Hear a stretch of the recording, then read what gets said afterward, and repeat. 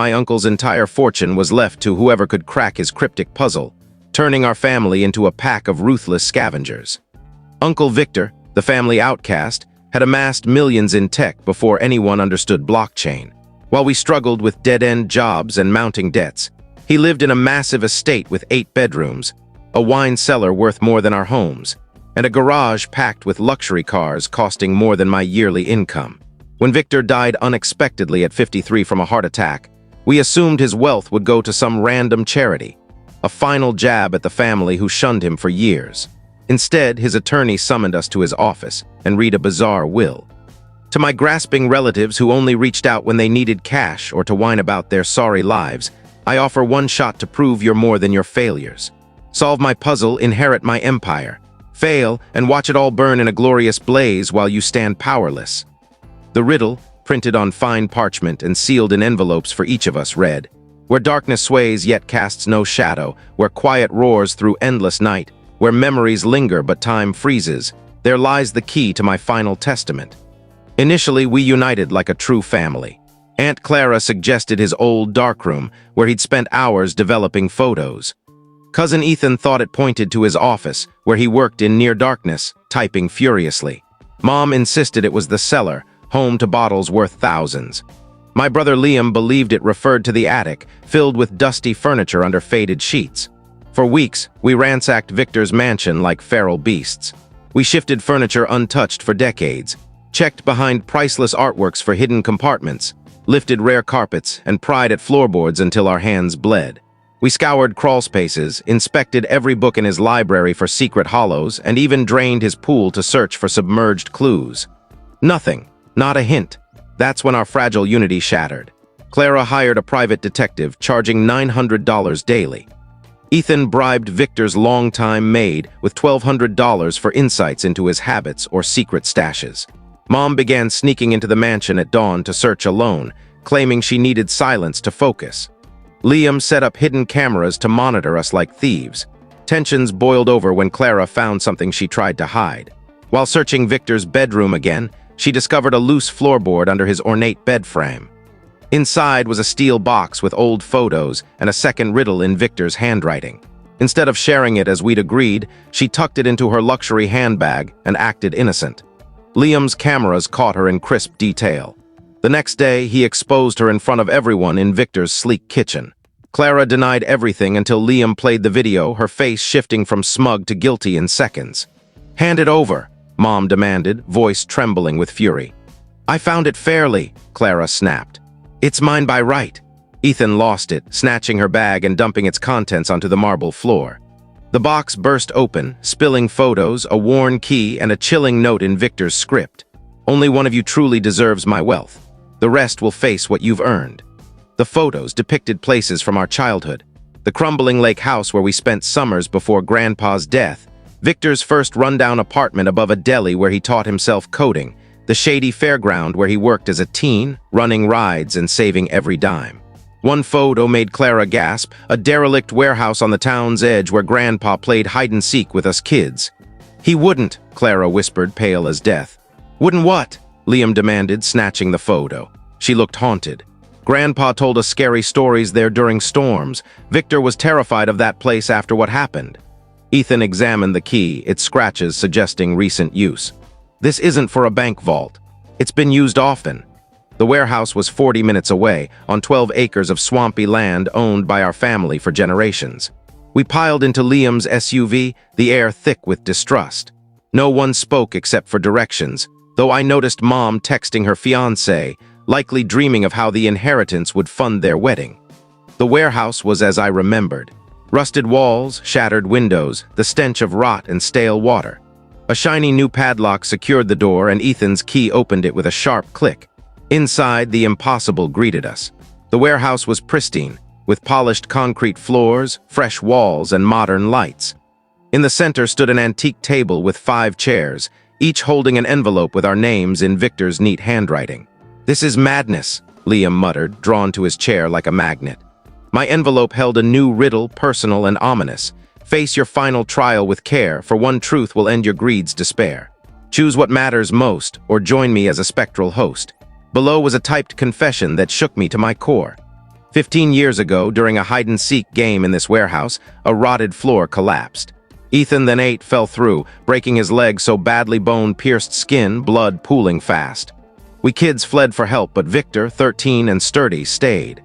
He used his shirt to tie a tourniquet, calming Ethan until paramedics arrived. Doctors said Ethan would have died without Victor's quick thinking. But our family told a different story. Clara, 14 and envious of Victor's charm, claimed he dared Ethan to cross the weak floor, taunting him as a coward. She'd always resented Victor's ability to steal the spotlight at family events. Her lie painted him as reckless, and our parents believed her because Victor already had a reputation as a rebel, not for misdeeds, but for challenging the family's facade of perfection. For 15 years, he was treated as a pariah for saving Ethan's life. Around the table, reactions varied. Ethan stared at his envelope, memories flooding back. Mom gripped her chair, face ashen. Liam looked lost, too young to recall the incident clearly but old enough to absorb the family's narrative. Clara wept, makeup streaking her face. "I was just a kid," she sobbed. "I didn't know it would ruin him." "You stole his family," Ethan said, voice raw. "He begged them to listen, but they believed you." 4 security cameras blinked in the corners, recording us. Victor's voice boomed from hidden speakers, a recent recording. "If you're hearing this, you've solved my puzzle and faced the truth about that day. You've also confessed on camera before witnesses." Clara stared at a camera, pleading, "Victor, I'm sorry. I was jealous and foolish." The recording continued, icy with rage. "Your lie cost me my parents' trust, my siblings' love, and any hope of a normal family. That betrayal is worth $15 million. Screens lit up, showing legal documents naming Clara the sole heir, but with strict conditions. "You have 1 year to confess your lie publicly, starting at our parents' graves. Create a foundation for falsely accused kids and spend your life fixing your damage. Fail and your confession video goes viral." Liam stood, knocking over his chair. "This is unfair. Clara lied, not us." The recording responded. "You never questioned her story, accepting I was a monster because it was easier." Ethan's envelope held a $2 million trust and a letter that brought him to tears. Victor's voice softened. "Ethan, I'm sorry I never told you the truth. You deserve to know someone fought for you, that you were worth saving." Mom's envelope had one line. "A mother who picks favorites doesn't deserve wealth or absolution." Liam's held a $50,000 check and a note. "You were too young to know better, but now you're old enough to question. Use this for college. Challenge every story that paints someone as a villain." My envelope stunned me. "You never fully bought Clara's lie," Victor's voice said. "I saw you struggle with the truth at family gatherings, trying to speak up but silenced." I'd been 7, old enough to remember Victor's bloodied shirt and his gentleness with Ethan.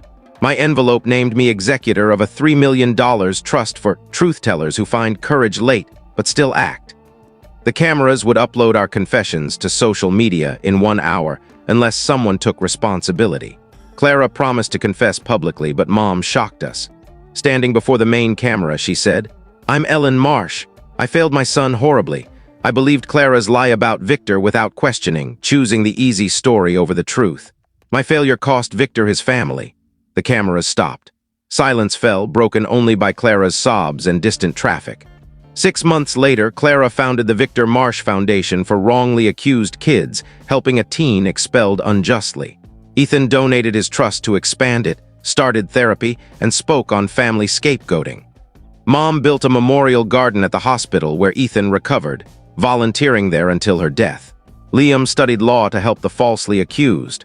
I used my inheritance to share stories of families breaking toxic cycles, as Victor intended. Last week, a letter arrived from a Seattle law firm. Victor's half-brother Daniel had died, leaving a will requiring my presence. Inside was a photo of Victor and Daniel outside an unfamiliar building with a note. "Some secrets run deeper." The true puzzle was about choosing truth over ease. It included a Montana address and a brass key. The address led to a historic log cabin, its walls lined with photos of unknown relatives and Victor's candid moments. A journal from Daniel detailed our family's lies. Grandpa's abandoned first family, Dad's hit-and-run, Mom's embezzlement. Daniel had evidence but never acted, fearing family loss. He left me a number to call. Detective Alvarez answered, revealing Daniel's attempt to expose our parents' crimes years ago. Though the statute of limitations had passed, the victims, James Ruiz, jailed for Dad's hit-and-run, and Sarah Lynn, framed for Mom's theft, were alive. I contacted them, providing restitution through the foundation. James, now 64, had lost everything. Sarah, 59, struggled in poverty. Both forgave but carried decades of pain. Confronting Mom with the evidence was brutal. She admitted her guilt, apologizing to James and Sarah in writing. Dad, lost to dementia, briefly recalled James, admitting his cowardice.